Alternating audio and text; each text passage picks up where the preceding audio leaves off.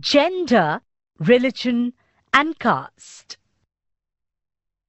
Gender and politics. Let us begin with gender division. This is a form of hierarchical and social division seen everywhere, but is rarely recognized in the study of politics. The gender division tends to be understood as natural and unchangeable. However, it is not based on biology, but on social expectations and stereotypes. Public or private division. Boys and girls are brought up to believe that the main responsibility of women is housework and bringing up children. This is reflected in a sexual division of labor in most families. Sexual division of labor. It means a system in which all work inside the home is either done by the women of the family or organized by them through the domestic helpers. Women do all the work inside the home, such as cooking, cleaning, washing clothes, tailoring, looking after children, etc. And men do all the work outside the home. It is not that men cannot do housework. They simply think that it is for women to attend to these things. When these jobs are paid for, men are ready to take up these works. Most tailors or cooks in hotels are men. Similarly, it is not that women do not work outside their home. In villages, women fetch water, collect fuel, and work in the fields. In urban areas, poor women work as domestic helpers in middle-class homes, while middle-class women work in offices. In fact, the majority of women do some sort of paid work in addition to domestic labor. But their work is not valued and does not get recognition. Division of labor.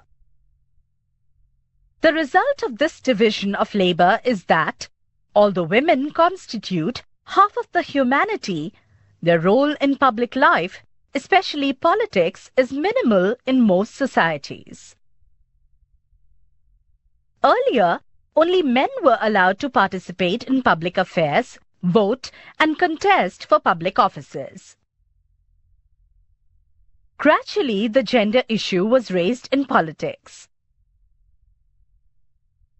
Women in different parts of the world organized and agitated for equal rights. There were agitations in different countries for the extension of voting rights to women. These agitations demanded enhancing the political and legal status of women and improving their educational and career opportunities. More radical women's movements aimed at equality in personal and family life as well. These movements are called feminist movements.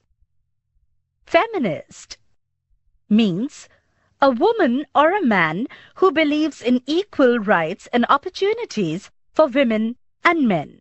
Gender division. Political expression of gender division and political mobilization on this question help to improve women's role in public life. We now find women working as scientists, doctors, engineers, lawyers, managers, and college and university teachers, which were earlier not considered suitable for women. In some parts of the world, for example, in Scandinavian countries such as Sweden, Norway, and Finland, the participation of women in public life is very high. In our country, women still lag much behind men despite some improvement since independence. Ours is still a male-dominated, patriarchal society. Patriarchy literally means rule by father. This concept is used to refer to a system that values men more and gives them power over women. Women's disadvantage. Women face disadvantage, discrimination, and oppression in various ways. The literacy rate among women is only 54% compared with 76% among men. Similarly, a smaller proportion of girl students go for higher studies. When we look at school results, girls perform as well as boys, if not better, in some places.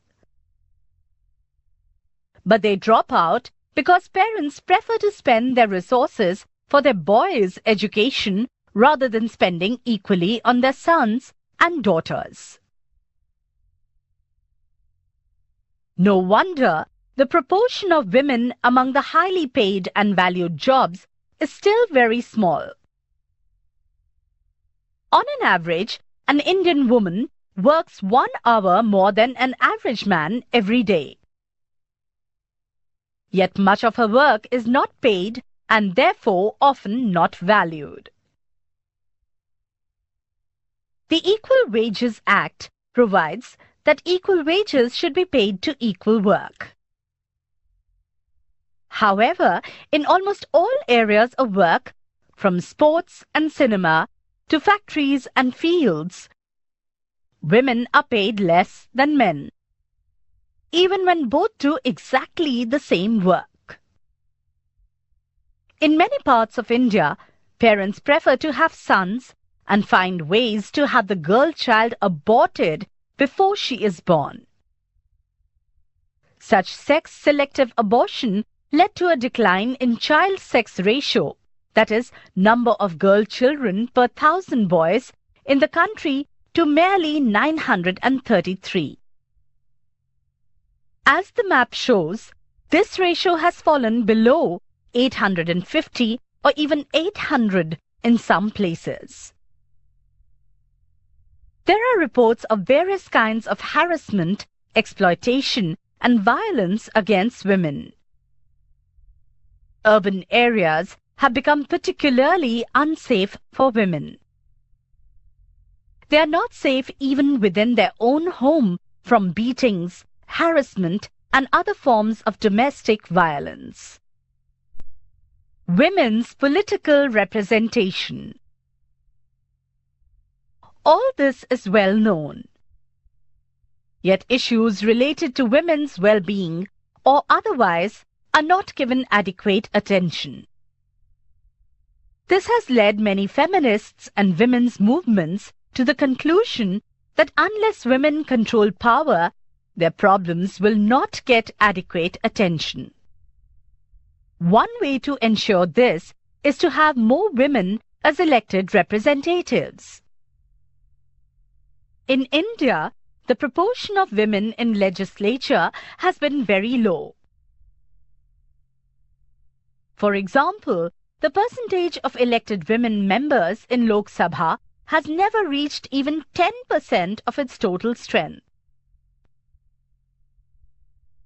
Their share in the state assemblies is less than 5%. In this respect, India is among the bottom group of nations in the world. See the graph. India is behind the averages for several developing countries of Africa and Latin America. In the government, cabinets are largely all male, even when a woman becomes the chief minister or the prime minister.